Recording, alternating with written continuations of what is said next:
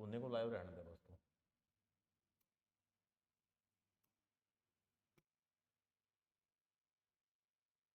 ऐसा करना पड़ेगा, एक फेसबुक पे लाइव, एक यूट्यूब पे लाइव, ठीक है ना, इससे अगली क्लास, क्योंकि दोनों लाइव होनी, वो भी एक फेसबुक पे एक यूट्यूब पे।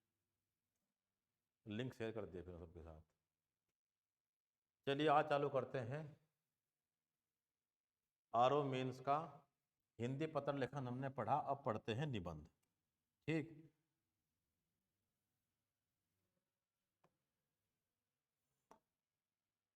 और निबंध में एक काम आप सबको करना है लगातार, जैसे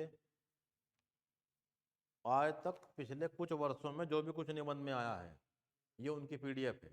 क्या क्वेश्चन निबंध में पूछ रहा है, प्रीवियस क्वेश्चंस हैं आरओ 16 के, ठीक। इसी प्रकार से लोअर के 10 के भी, 16 के भी, अपर पीसीएस के भी। तो ये सारी पीडीएफ आपको हम सेंड कर देंगे आपके ग्रुप में। लोअर, अपर, आरओ, एआरओ के तीनों खंडों में जो आरओ मेंस में दिया हुआ है उसने क्या पूछा, आपके पास आपका सिलेबस होगा ही कि सिलेबस के तीनों पार्ट क्या हैं, ठीक। अब हमने एक पार्ट के बारे में इसमें से पढ़ा जो पार्ट नंबर 3 है, खंड ग, राष्ट्रीय अंतर्राष्ट्रीय घटनाक्रम, प्राकृतिक आपदाएं, भूस्खलन, चक्रवात, भूकंप, बाढ़, सूखा और राष्ट्रीय विकास योजनाएं। इसमें से एक ऐसे लगभग फिक्स है जो आपको हर एग्जाम में मिलेगा, ठीक। जैसे कोई भी एग्जाम आप देना चाहते हो मेन संबंधी यूके पीसीएस का, तो ये तो इसका पैटर्न फिलहाल, ये इनके सिलेबस, और ये syllabus mains exam objective GS, और ये रहा इनका एसए का सिलेबस। तो आप जरा ये देखो एक बार, हम कहाँ हैं, हमने क्या कर लिया है, हम क्या करने वाले। कोई किताब नहीं लेनी, कुछ नहीं लेनी, एसए, मॉडल एसए, कंटेंट सब मुझे भिजवा। उम्मीद है आप देख पा रहे होंगे। आपको हम ये पीडीएफ भेज देंगे, आप चेक करना अच्छे से, प्रीवियस पेपर भी और सिलेबस भी, ठीक। तो हम फिलहाल यहाँ हैं, हमने अब तक भाग 3 ये किया, और सर ने, अनिल सर ने कुछ ऐसे करवाए इन दोनों भागों में से, साहित्य संस्कृति में, सामाजिक क्षेत्र में से करवाए, राजनीति वाले में से करवाए, साइंस ट्रैक वाले करवाए, कुछ इकोनॉमी से करवाए, ठीक। तो लगभग हमने एक बार कर दिया, लेकिन एक बार मुझे कराना अपने हिसाब से जो मुझे लगता है एक बार आ जाए, ठीक। तो प्राकृतिक आपदा टॉपिक हमने कर दिया, इसके ऐसे हमारे पास तैयार है, उम्मीद है बहुत से लोगों ने वो कर भी लिए होंगे, ऐप पे अवेलेबल है। अब हम कहाँ चलने वाले हैं, राष्ट्रीय अंतर्राष्ट्रीय घटनाक्रम, ठीक, science and technology, science and technology और पर्यावरण। तो जो पर्यावरण का सेक्शन है खंड ख, अब ये करने वाले हैं, ठीक। दोनों इंटरकनेक्ट है, राष्ट्रीय अंतर्राष्ट्रीय घटनाक्रम भी और पर्यावरण भी। तो इस भाग में से करने वाले एक ऐसे, वो आपने बेसिकली एक बार कर भी लिया है, लेकिन एक बार अब मुझे कराना अपनी हर चीज जो मुझे लगती है, कंटेंट, मैटर, सब कुछ मैं दूंगा। ये नहीं कहने का कि ये रहा फॉर्मेट ऐसे लिख लियो, लिख लियो का तो फायदा कुछ नहीं है, ठीक है। नहीं, मुझे तो वर्ड बाय वर्ड हर बात बताने समझानी, आपको उसे पैराग्राफ और शब्दों का रूप देना, बस इतना काम करना। तो बहुत बड़ा टॉपिक है, शायद 2-3 क्लास में जाके इसका ऐसे पूरा होगा। क्लाइमेट चेंज खत्म करने को तो मैं 5 मिनट में खत्म कर दूंगा, फॉर्मेटिंग करा के, बस कि ये इससे में आना चाहिए, ठीक। इसका पूरा कंटेंट मुझे भेजना आपको, 5-6 पीडीएफ भेजूंगा आपके पास, सिर्फ क्लाइमेट चेंज की है, जो मैंने इकट्ठी की आपके लिए, कि इस चीज़ का आपको कंटेंट तो कम से कम मिले, और उसे पढ़ के आपको ये आइडिया हो जाए इसकी शब्दावली कैसी है, इसमें क्या कहता है। तो बेहतरीन रिपोर्ट, थीसिस, डाटा सब इसमें है। इसे पढ़ने के बाद आपको शब्दों का रूप देना है, शब्द भी बड़े अच्छे हैं, दोनों मीडियम में हैं। ठीक, यानी इस एस्से को लेके भारतीय मौसम विभाग क्या कहता है, और उसने इस पे बाकायदा पूरा एस्से लिखा। तो जलवायु परिवर्तन पे मौसम विभाग का पूरा कंटेंट, ठीक, आईपीसीसी का कंटेंट, ये सब कुछ आपके पास, मुझे व्हाट्सअप करना, आप रीडिंग मारना आराम से। 3-4 पीडीएफ है, छोटी छोटी सी बहुत, लेकिन कोई रीडिंग नहीं भी मारने का तो मुझे करवाना। ठीक, तो चालू करते हैं। पार्ट 2 में से पर्यावरण वाला एस्से है, जिसमें सबसे बड़ा एस्से कौन सा है? जलवायु परिवर्तन। अब ये एस्से कई प्रकार से आएगा। जलवायु परिवर्तन या क्लाइमेट चेंज,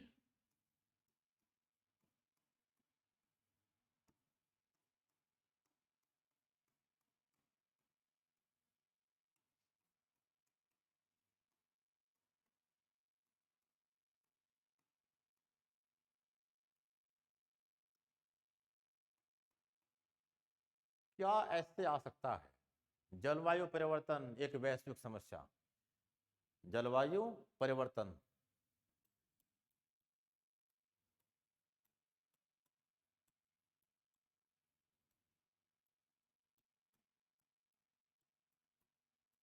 एक वैश्विक चुनौती, एक ग्लोबल क्राइसिस। दूसरा वर्ड, एक वैश्विक संकट। अब इसके कई ऐसे बनने वाले, ठीक। जलवायु परिवर्तन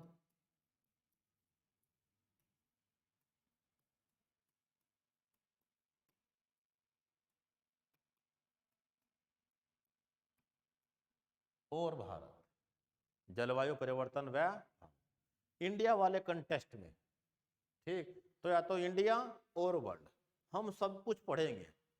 सब कुछ को एक ही ऐसे में ले आए, उसकी जरूरत नहीं पड़ेगी। जो पूछेगा वही बताना है कि जलवायु परिवर्तन व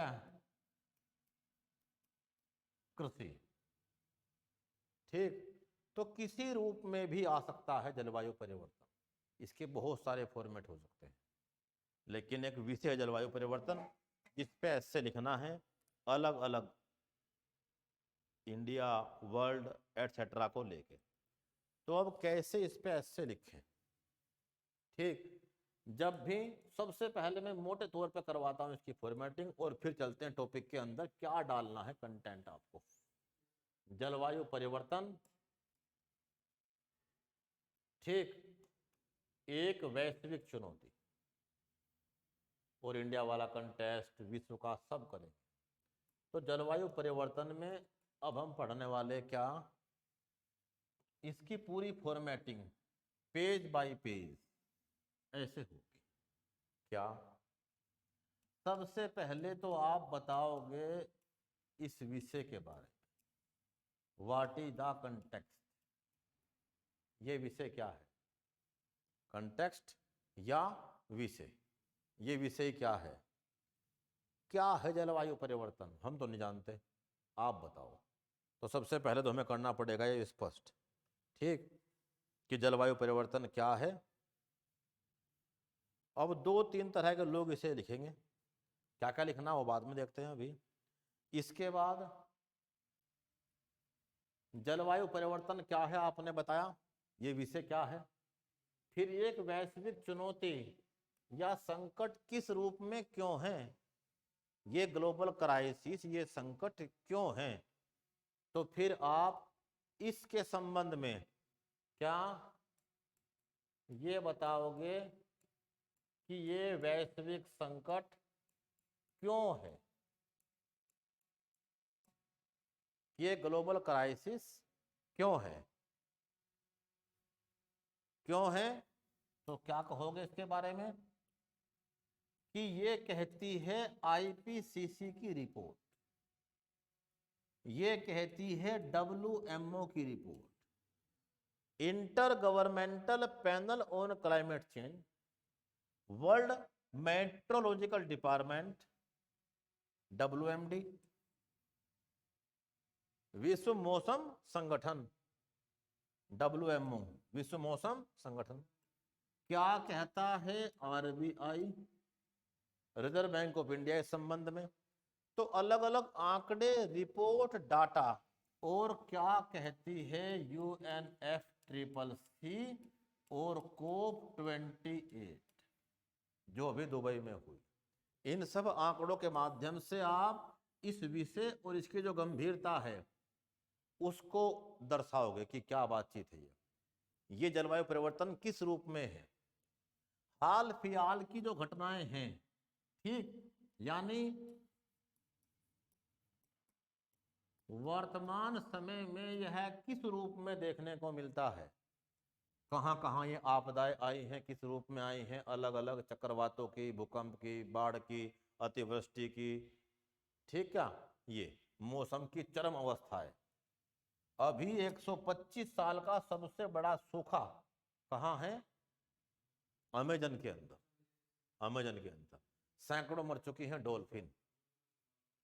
तो सबसे पहले आपने विषय बताया, सेकंड पैराग्राफ पे आप कहाँ आते हैं, 2 पैराग्राफ आपने क्या बताए कि कितनी खतरनाक ये संकट है, ये संकट पृथ्वी के अस्तित्व पे संकट है। उसके बाद आपने बताया कि वर्तमान समय में किस रूप में देखने को मिल रहा है, ठीक, और उसके बाद इसके कारण क्या है, कोजिज,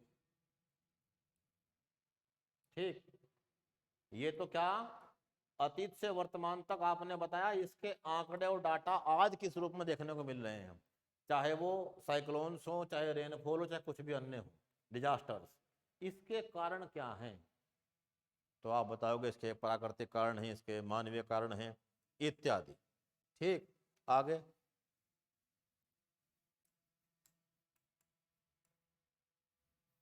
इसका प्रभाव क्या है, क्या इम्पैक्ट या इफेक्ट पड़ने वाले हैं, इम्पैक्ट या इफेक्ट।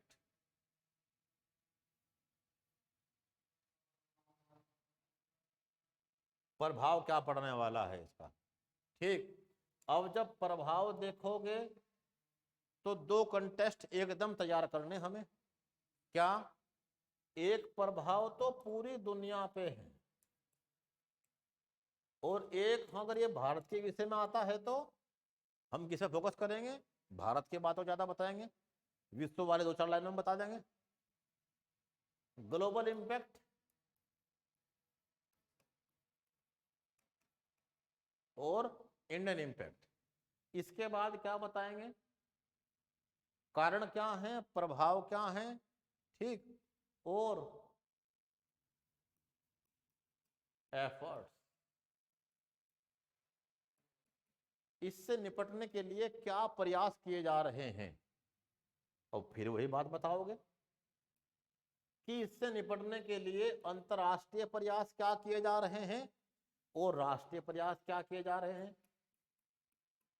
अंतर्राष्ट्रीय बिरादरी, G20 एटसेट्रा क्या कर रहे हैं इसमें ग्लोबल लेवल के ऊपर, और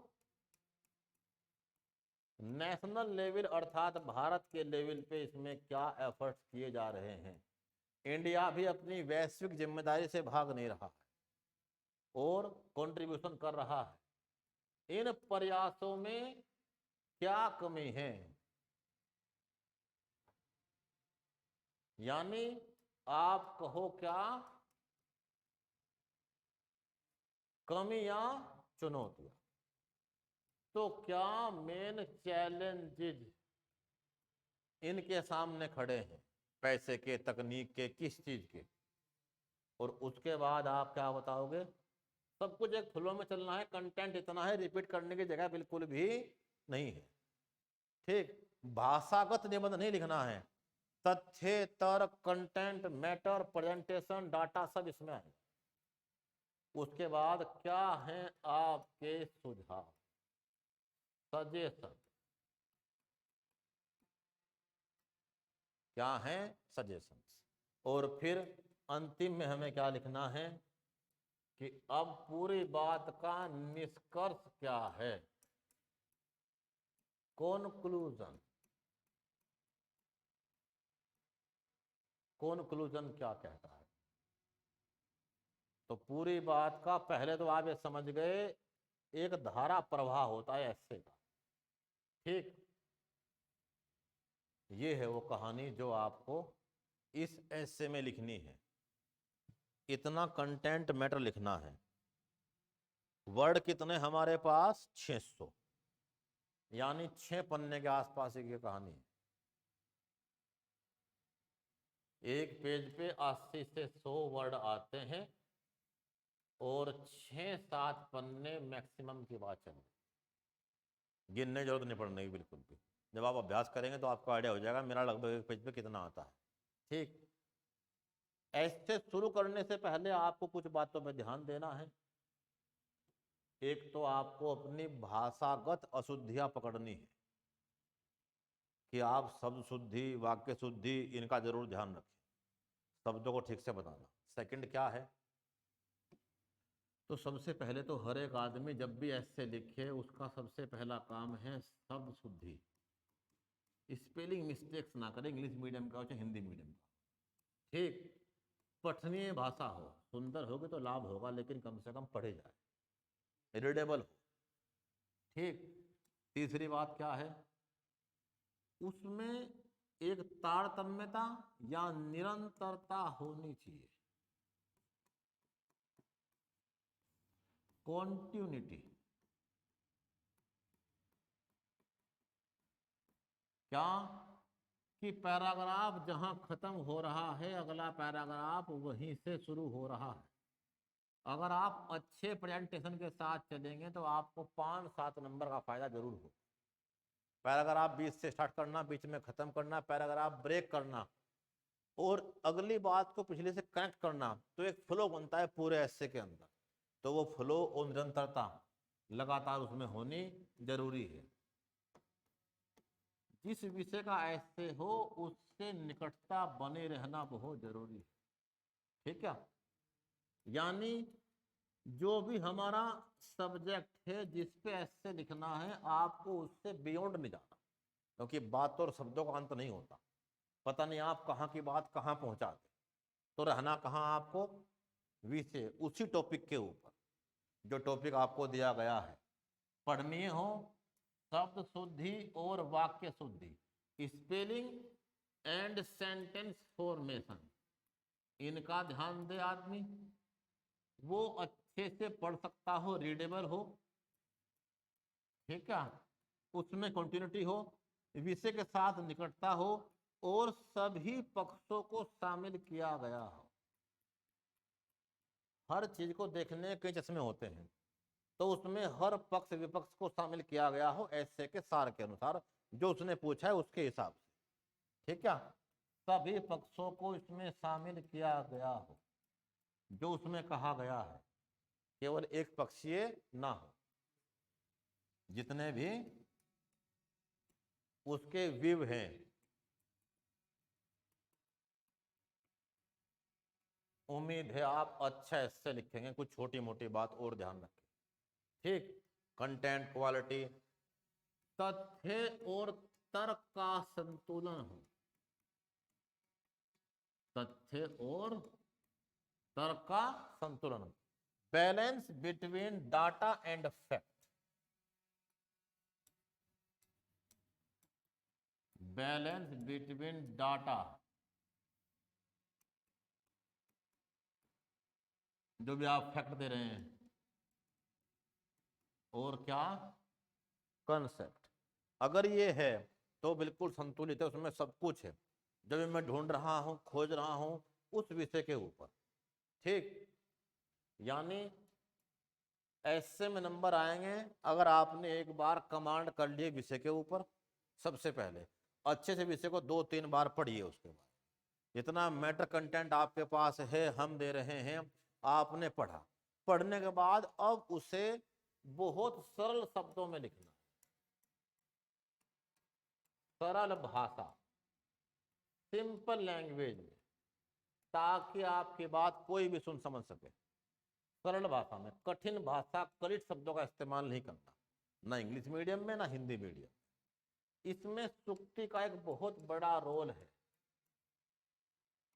आप छोटे छोटे फ्रेज, 2 लाइन इनवर्टेड कोमा के अंदर लिखो बाकायदा, तो आपकी विषय के ऊपर पकड़, क्वालिटी, ये 2 लाइन कई पैराग्राफ का काम कर देंगी आपके विषय को स्पष्ट करने में, ऐसे के स्टार्टिंग में, ऐसे के एंड में, और एक आध जगह जहां आवश्यकता हो बीच में।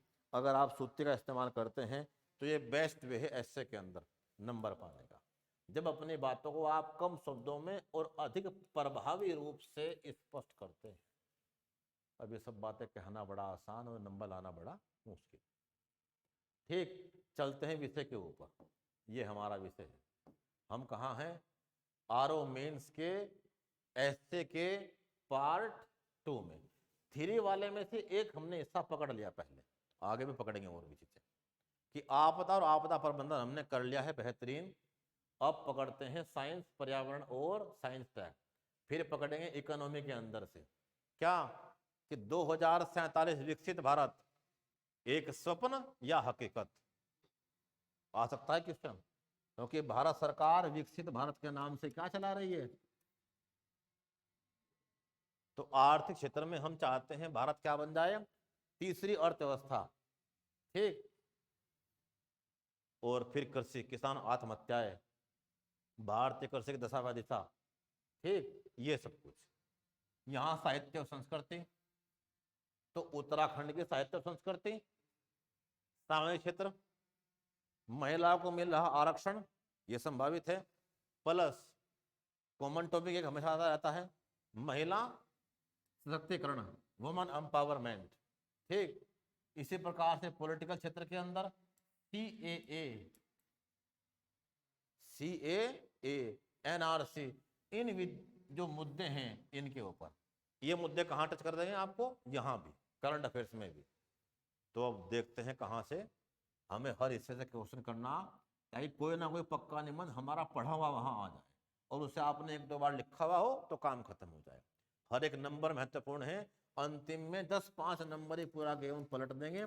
और 3 ऐसे पे आप 2-3 नंबर अगर बढ़ा गए तो एक कवर कर देंगे एक ही पेपर पे।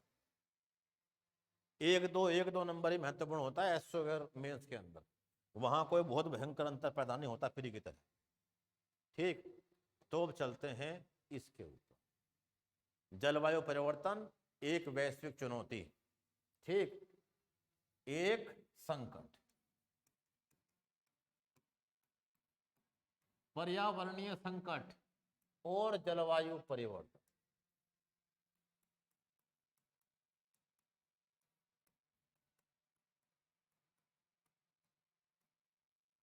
पर्यावरणीय संकट और जलवायु परिवर्तन, इसके बहुत रूप बहुत नाम हो सकते हैं, लेकिन विषय एक ही है, क्लाइमेट चेंज। बस ये ध्यान रखना, जिसके विषय के बारे में पूछ रहा है वो कृषि के ऊपर पूछ रहा है, पर्यावरण में पूछ रहा है, ठीक, अर्थव्यवस्था पूछ रहा है, किसी भी पूछेगा उसी के बारे में बताएंगे 600 बार, हम लिखेंगे सबके बारे में। ठीक, तो सबसे पहले जब आप इसके बारे में बताएंगे तो मामला है प्रकृति और पर्यावरण का, प्रकृति और पर्यावरण का। तो जब सबसे पहले आप टॉपिक वहां से लेते रहेंगे और यहाँ उनके जो महत्वपूर्ण की पॉइंट है वो लिखेंगे, ऐसे कम से कम 2-3 क्लास में जाकर पूरा हो। तो सबसे पहले विषय, इस विषय के बारे में लोग कैसे बताएंगे? जो भी हमारा सब्जेक्ट या कंटेक्स्ट है,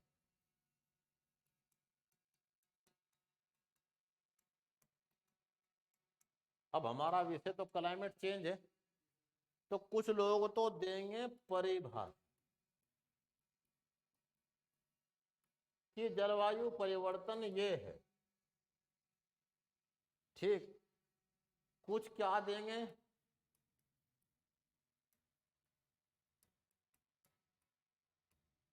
प्रकृति और मानव जीवन संबंध। शब्द आपको देने में पॉइंट दूंगा आपको। कुछ तो कहेंगे जलवायु परिवर्तन ये होता है, मौसम और जलवायु परिवर्तन में ये अंतर है, और जलवायु परिवर्तन विश्व में इस रूप में दिखाई दे रहा है, ग्लोबल वार्मिंग या अन्य। ठीक, तो कोई तो देगा परिभाषा किसे कहते हैं, क्लाइमेट चेंज, और यह विश्व में इस रूप में दिखाई दे रहा है। ये बहुत सारे लोग लिखेंगे क्योंकि बात इसी की है। इसे कितने सुंदर शब्दों में प्रभावी रूप से हम लिखें तो प्रकृति और मानव जीवन संबंध और कैसे प्रकृति ने मानव के विकास में, उत्थान में योगदान दिया और कैसे औद्योगिक काल के पश्चात ये प्राकृतिक असंतुलन पैदा होना शुरू हुआ जिसने जलवायु के मापकों में परिवर्तन करना शुरू कर दिया, जिससे संपूर्ण विश्व आज ग्लोबल वार्मिंग और जलवायु परिवर्तन चुनौतियों को जूझ रहा है या उनका सामना कर रहा है, जिसने पृथ्वी के अस्तित्व पर संकट डाल दिया है। तो बेस्ट वे ये, इससे भी और बेस्ट वे है, सबसे पहले लिखो कोई सूक्ति अगर आपके पास है और फिर लिखो क्या, प्रकृति पर्यावरण से जलवायु परिवर्तन को जोड़ते हुए। जब आप लिखोगे तो ये 2-3 स्टार्टिंग है। किसी का मन करता है ये लिखो, मैं कहता हूं ना लिखो, आपकी स्वेच्छा है, ठीक है, हर एक आदमी यूनिक है। सेकंड, एक सूक्ति लिखो और उसके बाद मानव जीवन, ठीक, और पर्यावरण या प्रकृति, इनके बारे में लिखो कि प्रकृति ने जीवन को यहाँ किस रूप में, अनेक रूपों में किस प्रकार से पनपाया, विकास किया इत्यादि, और औद्योगिक काल ने कैसे जीवन सुगम बनाने की होड़ शुरू की, जिसके पश्चात प्राकृतिक असंतुलन सामने पैदा होने शुरू हो गए, जिससे ग्लोबल वार्मिंग आदि समस्याएं विकराल रूप लेती चली गई और इसने चक्रवातों की संख्या को बढ़ा दिया, बाढ़ की, आपदाओं की इत्यादि की, और संपूर्ण विश्व के अस्तित्व पे संकट आ गया। तो पहले एक पैराग्राफ में, 2 पैराग्राफ में, 1 या 2 पैराग्राफ में आपको बताना है ये बात। मेरा सुझाव है आप 2 लाइन की सूक्ति लिखो, 1-4 की, और उसके बाद इसे प्रकृति और मानव जीवन, ठीक, और पर्यावरण या उसके लाभ, इस रूप से करके स्टार्ट। उसमें क्या परिवर्तन आया इंडस्ट्रियल एज में, करोड़ों साल लगे जहां पृथ्वी को अपने CO2 मेंटेन करने के लिए और पृथ्वी पर जीवन को पनपने के लिए आवश्यक दशा बनाने के लिए, उसे मानव ने चंद शताब्दियों में विकराल संकट में ला दिया है। तो बस ये आपके शब्द होंगे, आपको इस्तेमाल करने हैं। अगर मैंने शब्द लिखवा दिए तो सब वही लिखेंगे और मामला खत्म हो जाए। तो ऐसे ही होगा, पॉइंट इस प्रकार शुरू करना आपको। पहले 1 या 2 पैराग्राफ में आप क्या बताओगे, विषय क्या है, ठीक, इसे मानव, प्रकृति, जीवन, पर्यावरण, इन सबसे जोड़ना है। और इंडस्ट्रियल एज, औद्योगिक क्रांति के पश्चात इसमें आए जलवायु मानकों में परिवर्तन और उसके सामने आ रहे प्रभाव और उससे क्या समस्या खड़ी हो गई है, पहले 1-2 पैराग्राफ में आपने ये बताया, ठीक। अब ये समस्या कितनी बड़ी है, ये समस्या कितनी बड़ी है, ये संकट क्या है, आपने परिभाषा पता, जानकारी बताई, ये समस्या कितनी बड़ी है और संपूर्ण विश्व के सामने कितना बड़ा संकट खड़ा है, इसे आप निम्न आंकड़ों के माध्यम से, निम्न रिपोर्टों के माध्यम से और वैश्विक संगठनों के आंकड़ों के माध्यम से समझ सकते हैं। तो अब क्या क्या आंकड़े ऐसे हैं, ठीक, जो जलवायु परिवर्तन की भीषणता, क्लाइमेट चेंज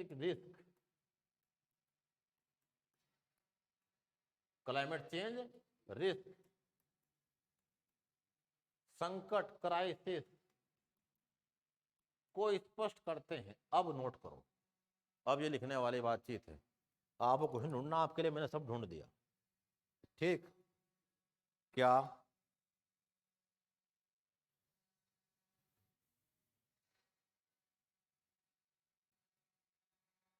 WHO की 2023 की रिपोर्ट के अनुसार, WHO की 2023 की रिपोर्ट के अनुसार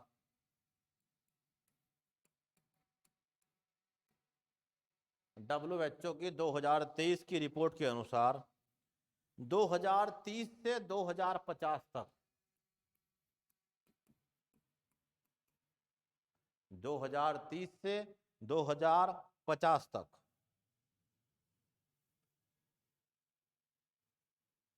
जलवायु परिवर्तन की चरम दशा का कारण due to the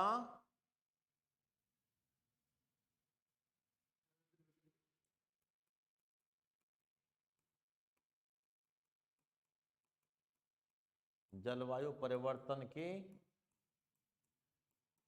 due to the peak conditions of climate change, जलवायु परिवर्तन की चरम दशाओं के कारण प्रति वर्ष 2.5 लाख मौतें होंगी।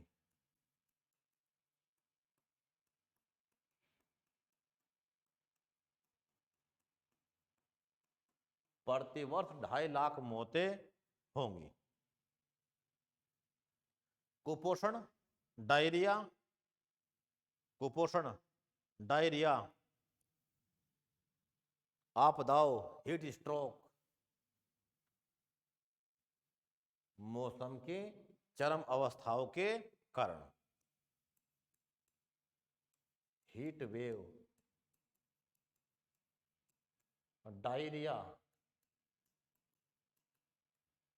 माल न्यूट्रिशन, हीट वेव, डायरिया, ठीक,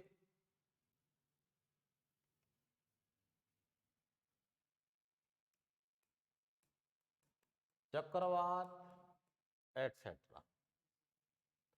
तो जलवायु परिवर्तन बहुत रूप में सामने आएगा, जल संकट के रूप में सामने आएगा, चक्रवातों के रूप में आएगा, माल न्यूट्रिशन, खाने की समस्या, कुपोषण के रूप में, हीट वेव, डायरिया, इन सब से 2030 से 50 तक जलवायु परिवर्तन के कारण से 2.5 लाख मौतें प्रतिवर्ष होने की संभावना है। ये कौन कह रहा है? विश्व स्वास्थ्य संगठन, WHO। आगे ये पॉइंट बाय पॉइंट चलना है आपको, क्योंकि कुछ ना कुछ तो सपोर्टिंग एविडेंस आप दोगे अपनी बात के पक्ष में कि ये बात मैंने कह रहा, ये तो संपूर्ण विश्व कह रहा अलग अलग मंचों से। कौन?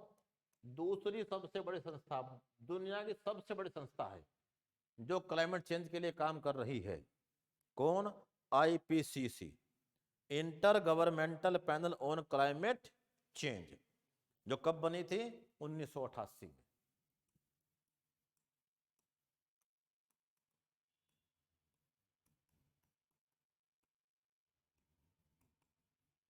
(1988) में बनी थी IPCC, inter governmental panel on climate change, जलवायु परिवर्तन पर अंतर सरकारी दल, जलवायु परिवर्तन पर अंतर सरकारी दल, ठीक। IPCC की अभी जारी हुई है, IPCC की स्थापना हुई थी 1979 में, ठीक कर लेना। इसने अपनी पहली रिपोर्ट की थी प्रकाशित 1988 में, फर्स्ट रिपोर्ट, और इसकी अभी मार्च 2023 छठी रिपोर्ट आई, लेटेस्ट, जिसने संपूर्ण विश्व को जलवायु परिवर्तन के संकट से रूबरू कराया है। और क्या कहती है इसकी रिपोर्ट?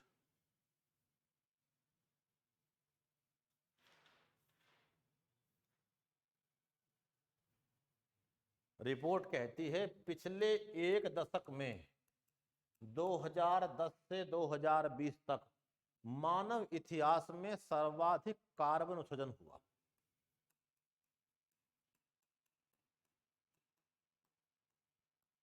मानव इतिहास में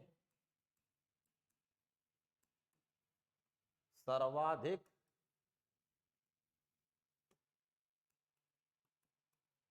कार्बन उत्सर्जन हुआ, maximum carbon emission in human history. पिछले एक डिकेड में सर्वाधिक कार्बन उत्सर्जन हुआ, ठीक। और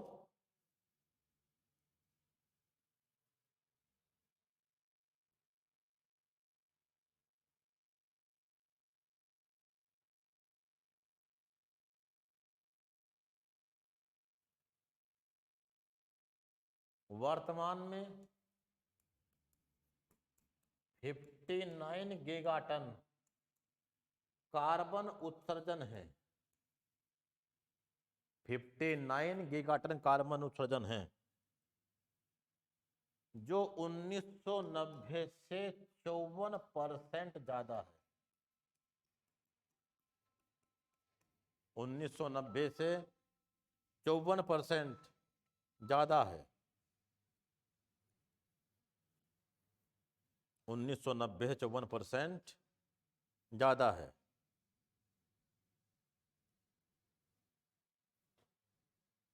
उन्नीस सौ 90 से 54% ज्यादा है।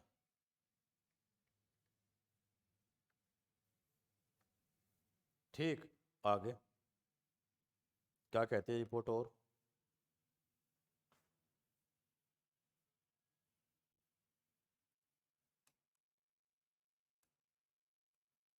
एक 1.1% की वृद्धि वैश्विक तापन में हो चुकी है। पृथ्वी का तापमान इतना बढ़ चुका है ऑलरेडी, इसे रोकने के प्रयास चल रहे थे। 1.1 डिग्री सेल्सियस की वृद्धि हो चुकी है और इसे 1.5 डिग्री से 2 डिग्री तक रोकना एक चुनौती है। कब? इस सदी के अंत तक। लगभग असंभव है कि आप इसे रोक दें।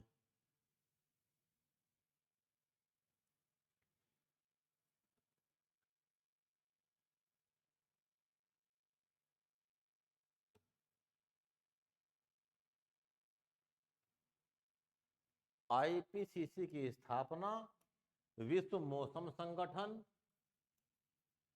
वर्ल्ड मेट्रोलॉजिकल ऑर्गेनाइजेशन और यूएनईपी ने मिलकर की थी। कि कोई आंकड़े देने वाली संस्था होनी चाहिए जो विश्व को जलवायु परिवर्तन का संकट आदि के बारे में समझा सके, और इसने अपनी रिपोर्टें दी हैं। इसकी रिपोर्ट एक वर्ड भारत के लिए कहती है।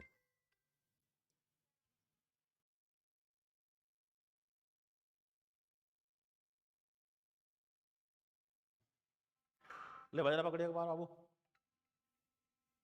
ये फोन देखा जाएगा, जाओ कुछ फोन उड़ रखे जाए, उनसे बात कर लगी कि 1.5 से 2 डिग्री सेल्सियस तापमान रोकना चुनौती है इस सदी के अंत तक।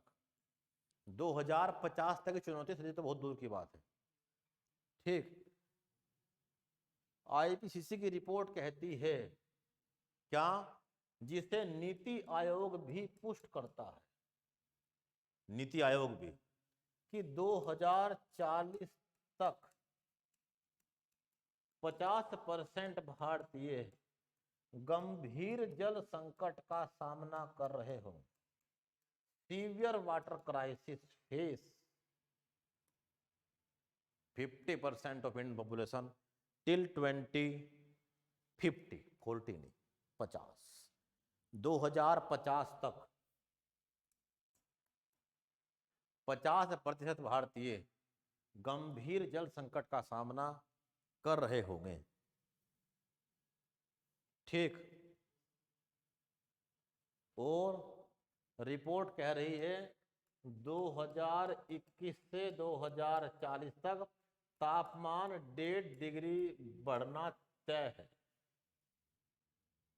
तो ग्लोबल वार्मिंग किस कदर विश्व में हावी है, और इसके स्पष्ट प्रमाण मिल रहे हैं। रिपोर्ट पूर्णतः सत्य है। यूरोप जैसे एरिया में, स्पेन में, इटली में क्या लू या हीट वेव का चलना, ब्रिटेन और यूरोप में सर्दियों की संख्या घटना, सर्दियों के दिनों की संख्या घटना, आइस कैप घटना अंटार्कटिका पे और आर्कटिक में स्पष्ट संकेत है कि हाँ, विश्व जलवायु परिवर्तन के संकट से जूझ रहा है। ये तो कौन कह रही है? आईपीसीसी। चलते रहो आगे।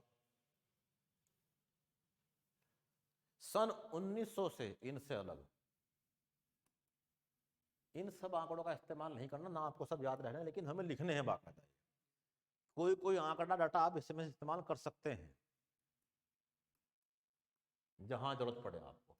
सन 1900 से 2000 तक पृथ्वी का तापमान इन 100 वर्षों में लगभग 2 डिग्री पहले ही बढ़ चुका है। और temperature increase from past century up to 2 degree Celsius.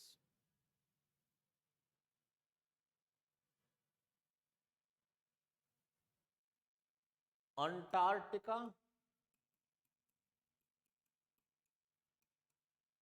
व आर्कटिक में बर्फ पिघलने की दर ice melting rate ice melting rate 3 गुना हो चुकी है। अंटार्कटिका और आर्कटिक में बर्फ पिघलने की दर 3 गुना बढ़ गई है, जिससे समुद्री जल स्तर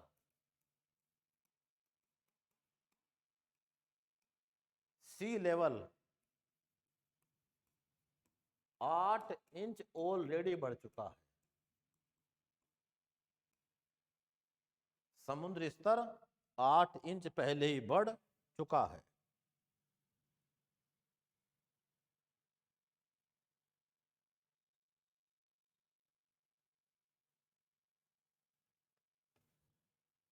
ठीक, जिस कारण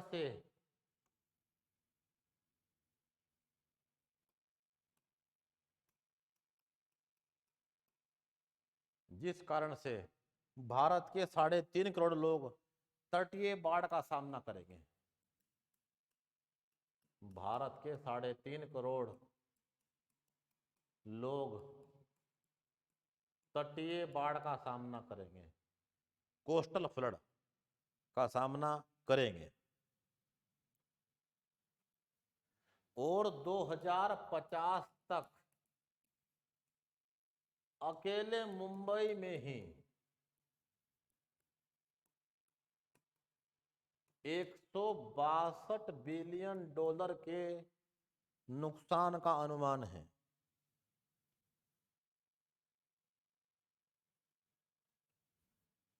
जलवायु परिवर्तन